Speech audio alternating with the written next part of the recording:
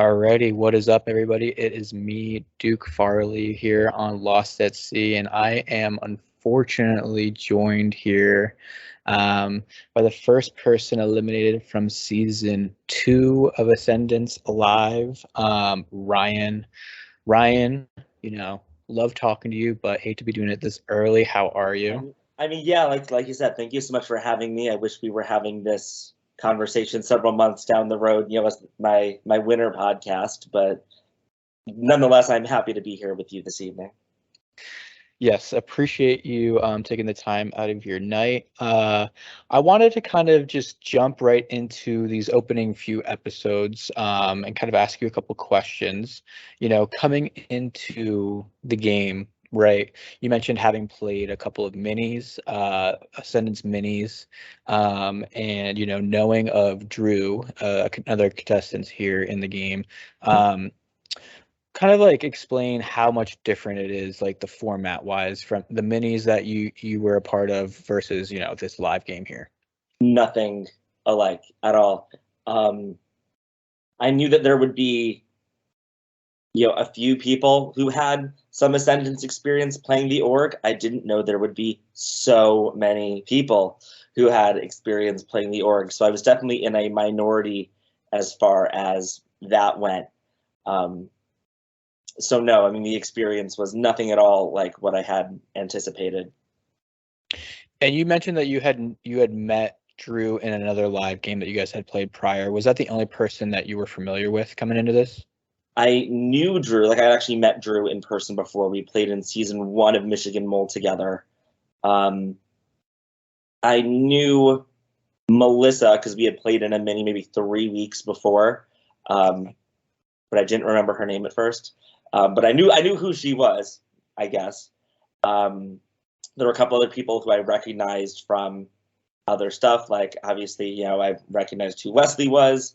I had seen Keaton on the Penthouse, so I knew who he was, but I didn't actually know him. And everyone else was a complete stranger to me. So I wanted to talk about Casino Night. You obviously brought the costume. Yeah. Was that something that you kind of like just wanted to? You knew that there was going to be a Casino Night theme, and you wanted to bring a little flavor. Well, we were told that these are the different theme nights that we're going to be doing, and Casino Night was first. And I figured I had just ordered this on Amazon. I paid 25 bucks for it. I'm going to bring this out. And fortunately, it was a just a little whatever thing. I could just slip right into it. So it took me like 15-30 seconds to actually go get it out and put it on. So I don't feel like I missed too much of the night by doing that, but I think it was a fun way to be festive and to celebrate the theme. Yeah, absolutely. I thought it was a hoot. And so you're going through this Casino Night, and it's explained in the episode like this has nothing to do with a challenge. Were you thinking, nah, this is probably gonna have something to do with a challenge here? I never believed anything that anyone on production told me at all. But at the same time, I really didn't know. I didn't know if this was going to play into anything. And I mean, that first episode, you can tell just as I'm like walking down that hallway, I am so nervous. So I'm thinking this probably has something to do with something that's going to be happening in the future. But I'm going to, make myself sick worrying about what that's going to be. I'm just going to try and enjoy the games, enjoy the night. So that's really just what I tried to do at that point. So as you guys are playing games, I noticed that you had a good connection with Jodely, kind of running Jodely through some of the table games and how to play and whatnot. And as you're eliminated here in this episode, you kind of give a shout out to Jodely, wanting Jodely to do well. Would you consider Jodely like your number one ally throughout the game? I don't know if I can say that he was my number one ally, considering how short of a game that we got to play together.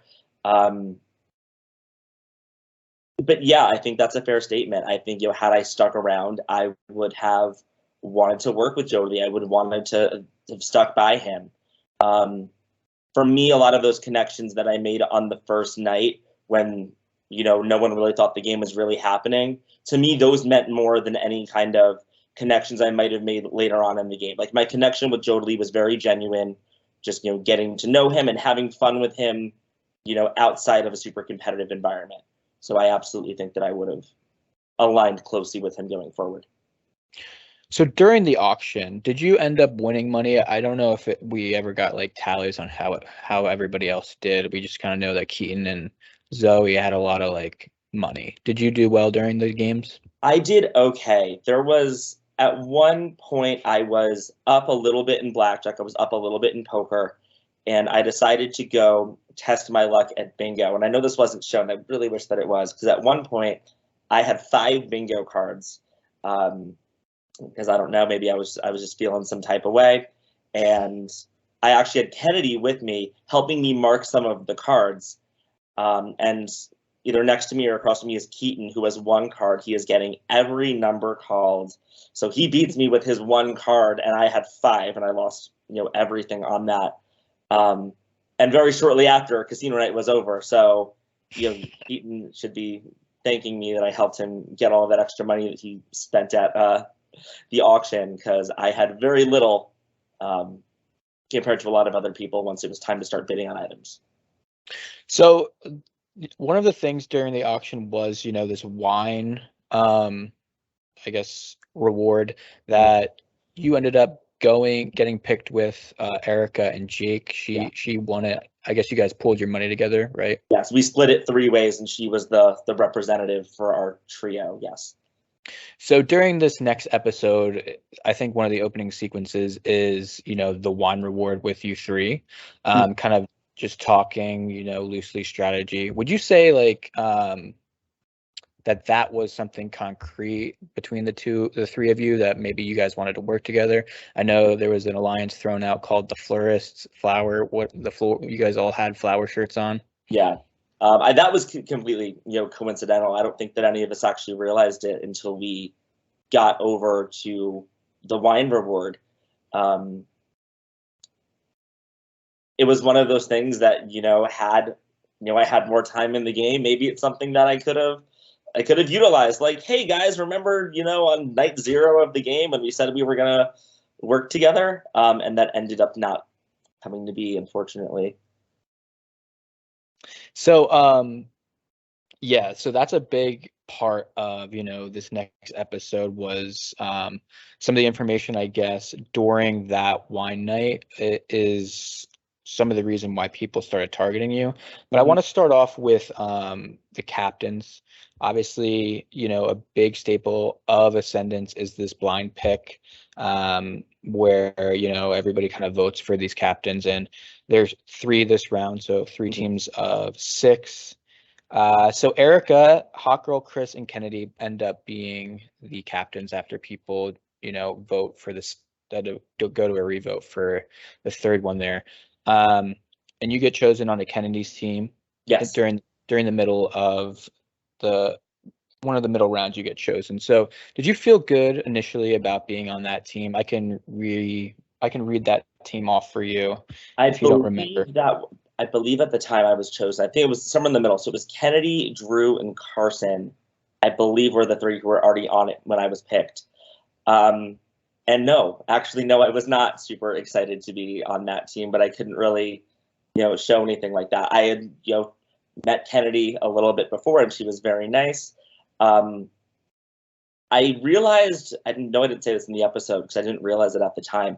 I did know Carson, or I knew who Carson was, and I knew that he was somebody that I would have to really look out for.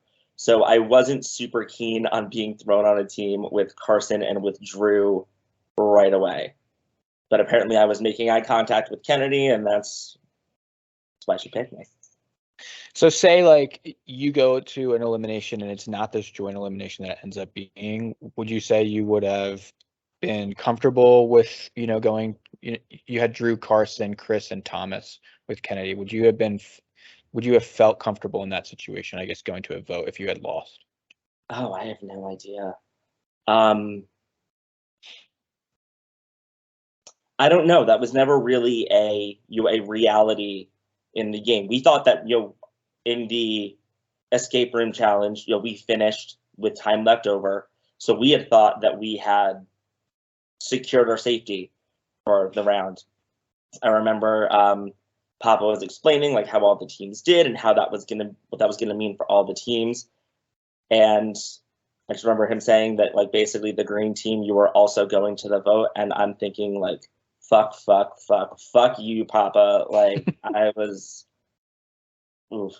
Um, we had said, that if it came to it, we wouldn't throw each other's names around. And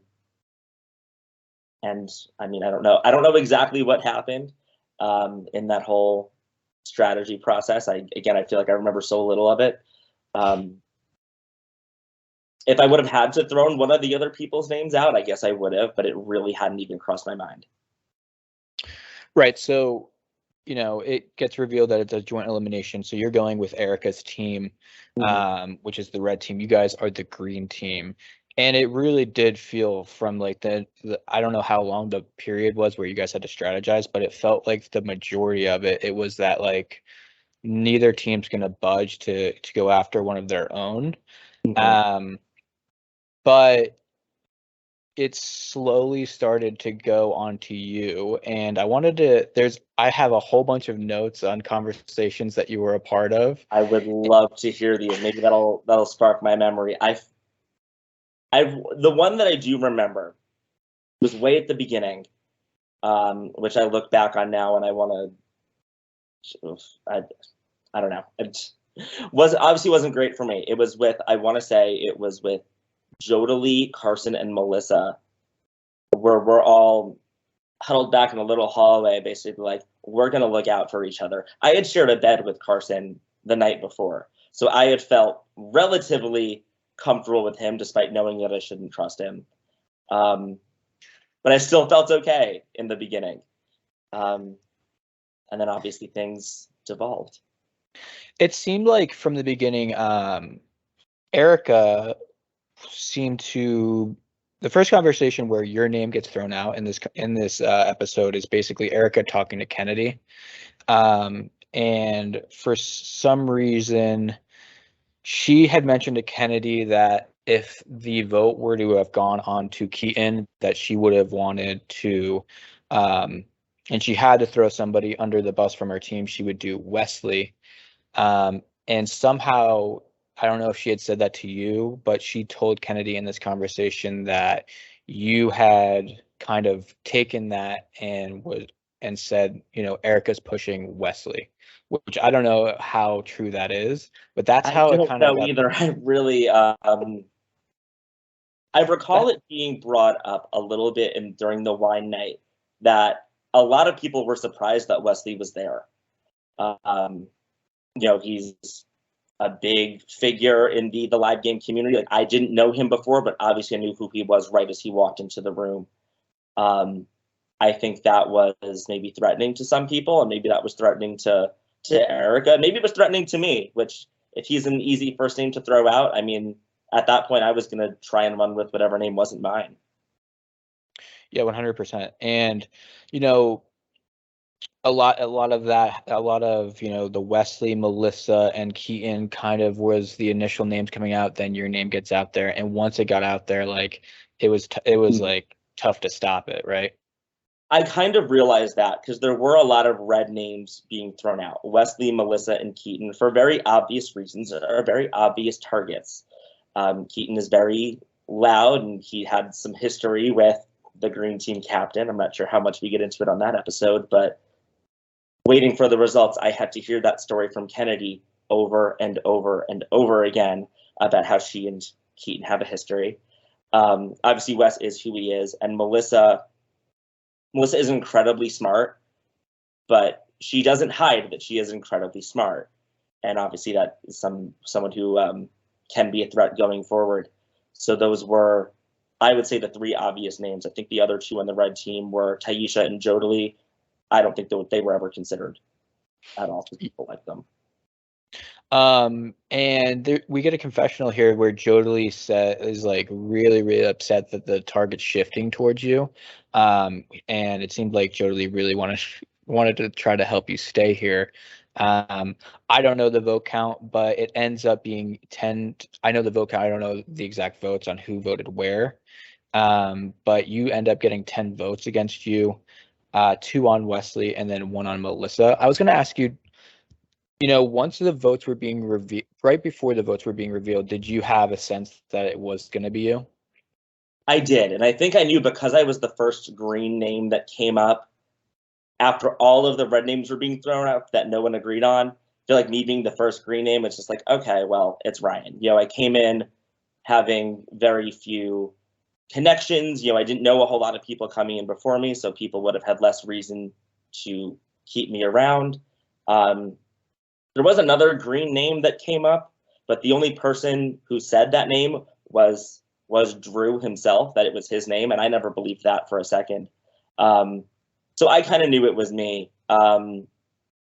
As we're going up, Kennedy is like looking at me. She's like, "I'm pretty sure it's you," and I'm just like, I don't really know what to say. I'm still not sure if it's better to know that it's you, especially when you're first, or to be blindsided. And I honestly still don't have an answer to that.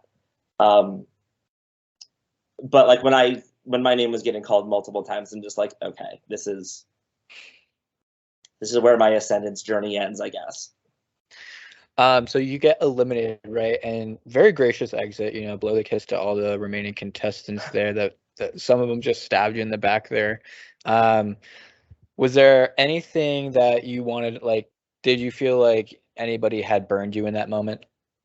Oh, I had no idea who. I mean, I had half a mind just to, pull my pants down and show them on my ass as I was walking out, but Nicole and Papa would have never let that slide, and I was only doing that exit once. So no, I really didn't know like what to say to anybody, so I just, chose to say nothing to them all, and they can all, go F off. I don't know.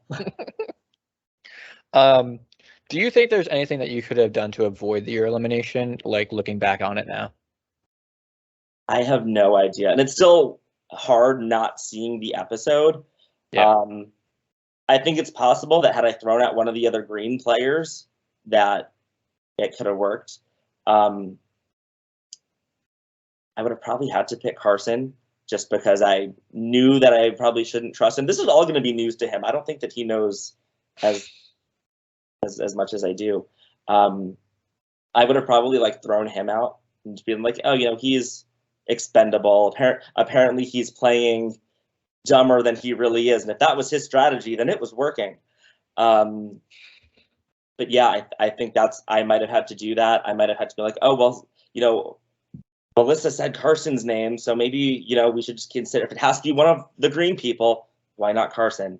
That was something that I thought about, but obviously, well after the fact. So yeah, I really have no idea what I could have done.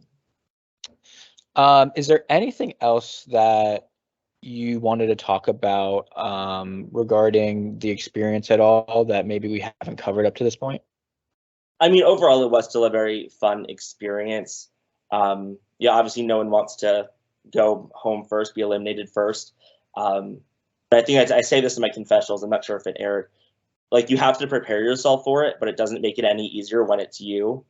I mean, I remember going back to the production house after I was eliminated, and Stephanie was there. And out of everyone who was part of that whole experience, I was definitely most excited to see Stephanie.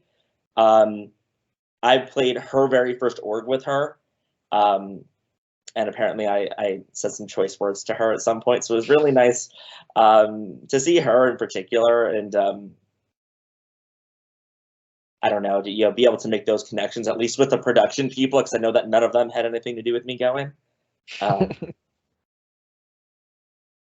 And I mean, I remember once I got back to the production house, and obviously I'm isolated by myself because no one else is there with me.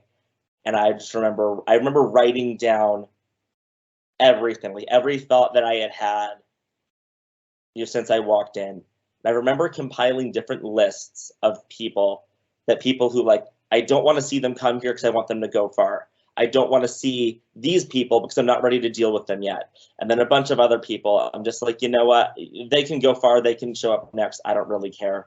So that was kind of a fun thing that I did, you could say, to pass some of the time where I was by myself.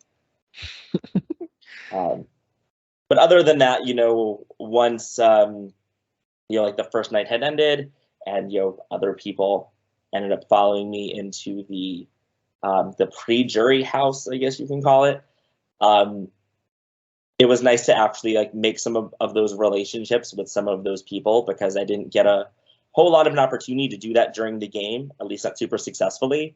But making those more personal relationships outside of the game meant quite a lot to me, knowing that I had no more game left to play.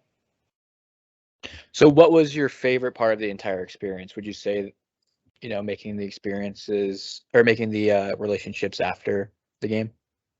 I would say so. And, playing poker with Jodely, it might still be at the top of my list, just because it was so much fun. I mean, he's the greatest. So, I will be continuing to root for Jodely, in the game and in life. Because it was just such an authentic, genuine moment that I appreciated so much. Yeah, I guess that's perfect. Well, Ryan, I appreciate you so much for coming on Lost at Sea and kind of going through the whirlwind of your time here in the season 2 Ascendance game. Really appreciate everything. I thought you were really fun in your confessionals, and throughout the season. The shirt. I kind of had to be fun in my confessionals. I mean, I had nothing else, right? You did your best. You did your best, right? You know what? Sure. If you think so. I mean, you've seen the episode and I haven't, and I've blocked a lot of that out now. So if you think I did my best, then I guess I did, and I have no choice but to be proud of that, I guess. 100%. And so, thank you, Ryan, for coming on. We will probably have this out. The episode we're filming right before the episode actually airs, so this will probably come out sometime this weekend once people get the chance to view the episode. Definitely go check it out if you haven't yet. Hopefully you haven't. You're not watching this and are spoiled by who's eliminated. But yeah, here's another episode of Lost at Sea. Thank you again, Ryan. Thank you so much, Duke. Maybe I can catch around Philly. We can go get a drink sometime and commiserate my horrible performance. We'll have to.